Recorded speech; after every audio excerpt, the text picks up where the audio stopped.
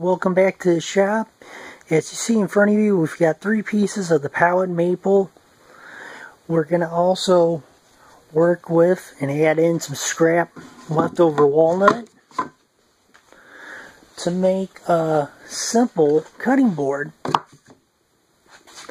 So the first thing up is to flatten all the boards at the joiner. So here at the joiner, you notice I have the lumber oriented on the infeed table with the downhill direction of the grain. That's important. The cutter head spins towards the infeed table, and we want to have our lumber oriented with the grain running downhill to prevent tear out.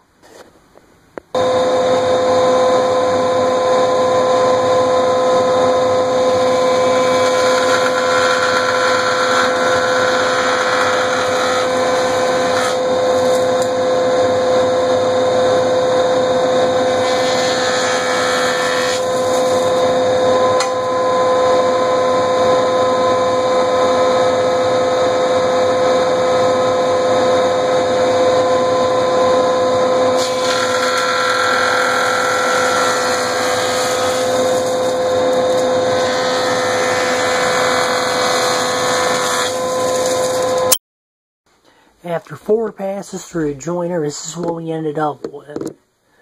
As you can see, it's pretty nice looking material. So the next thing to do is to work on the opposing face, and for that we'll have to set up the thickness planer. Now we've got all the lumber cleaned up. We're here at the thickness planer. You notice I've got the direction of the grain, so when I run it through the planer in the downhill direction again, I'll have a nice smooth cut. Now there's going to be a few things we're going to do. We're going to clean the other face of the board, and we're going to get all the pieces down to a uniform thickness. Just like with the joiner, it's probably going to take a couple passes.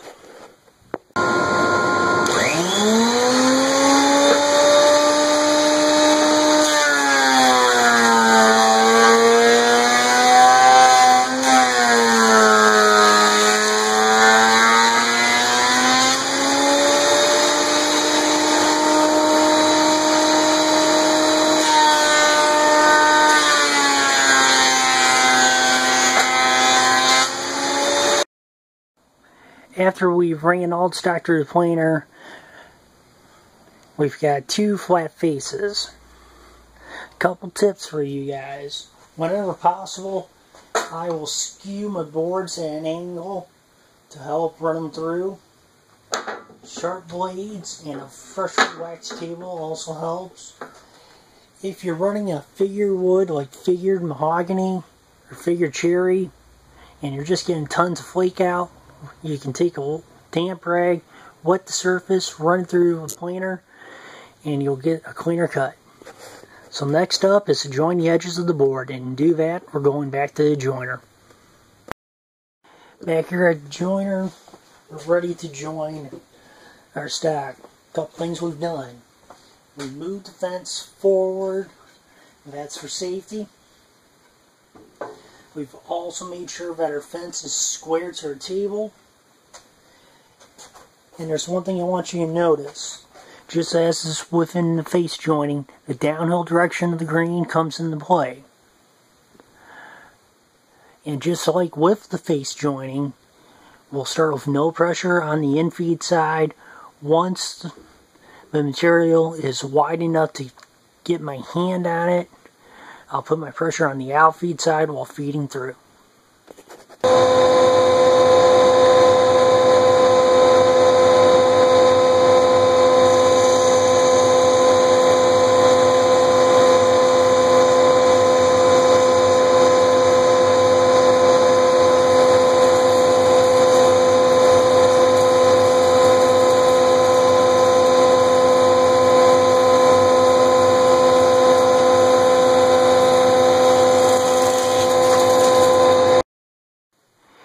Here at the table saw, we're all set up for ripping. I want you to notice a couple things.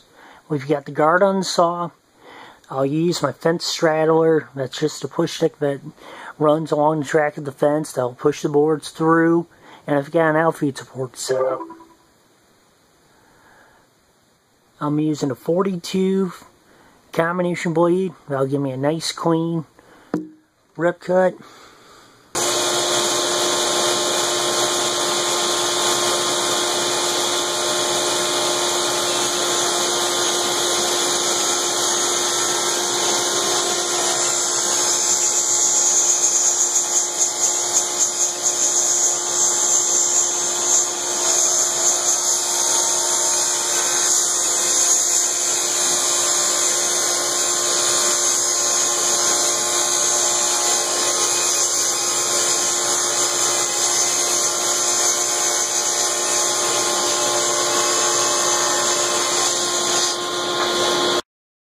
No, your eyes don't deceive you. What I did is I added in 2 strips of cherry I've had hanging around the shop here for a little while.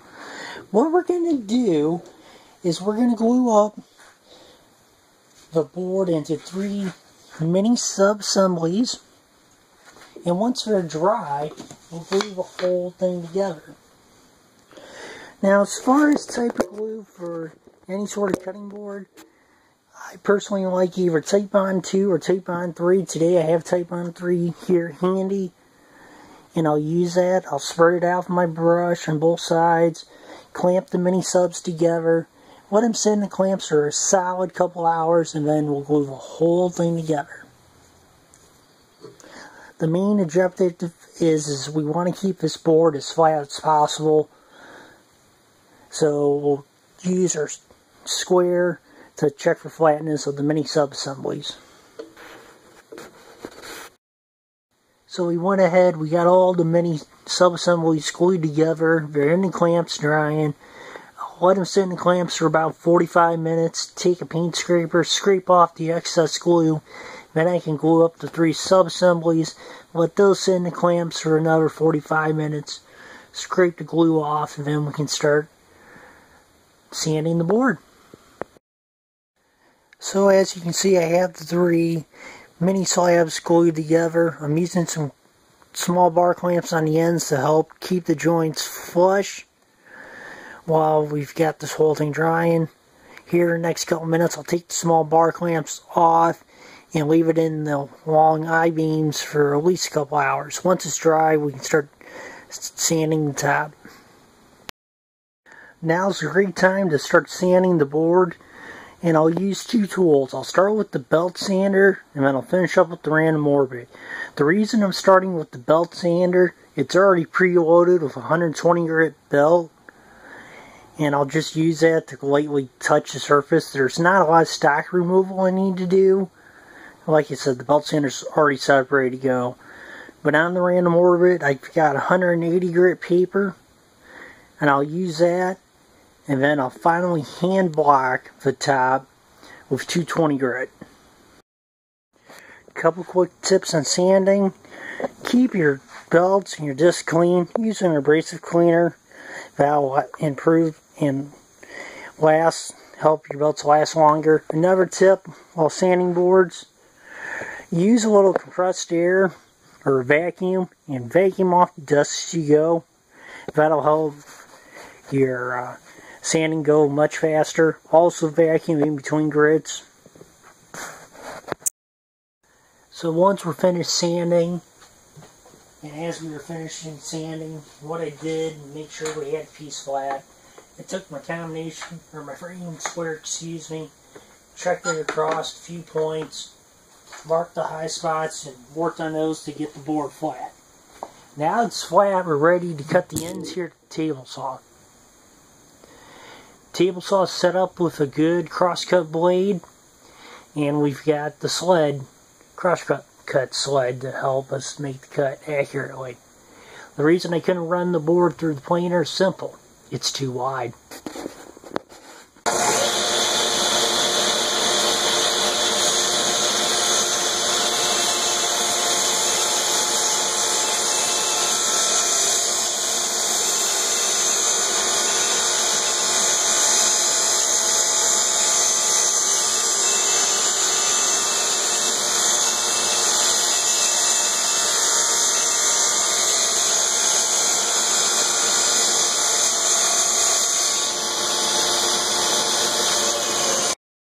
With one end cut square, I can cut the board to its final length.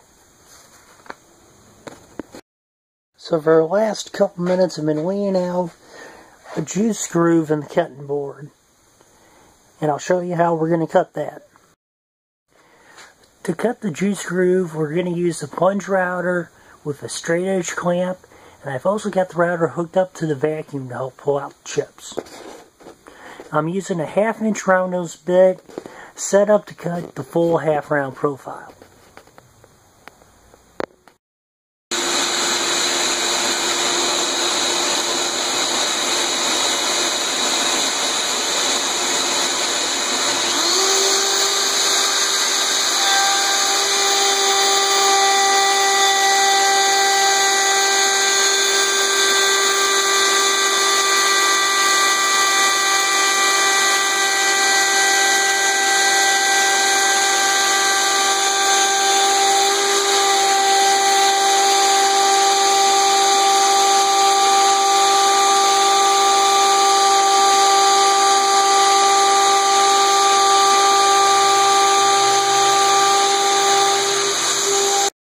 The final routing operation is to round off all the sharp edges.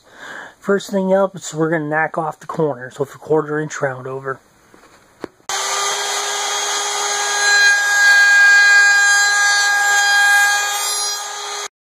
And with the same 1/4 inch bit setup, we'll round over the top and bottom edges. Now you notice when I did the short cross grain, I added some 3/4 inch plywood to help prevent blowout and give the router a more stable base.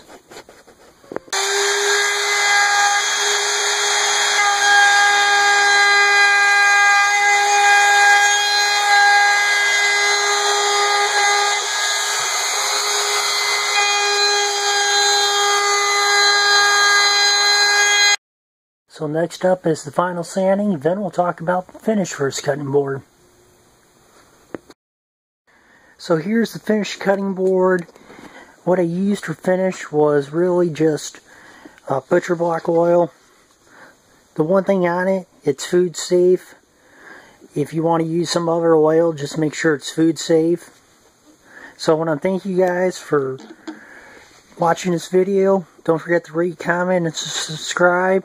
And we should have another project here for you soon.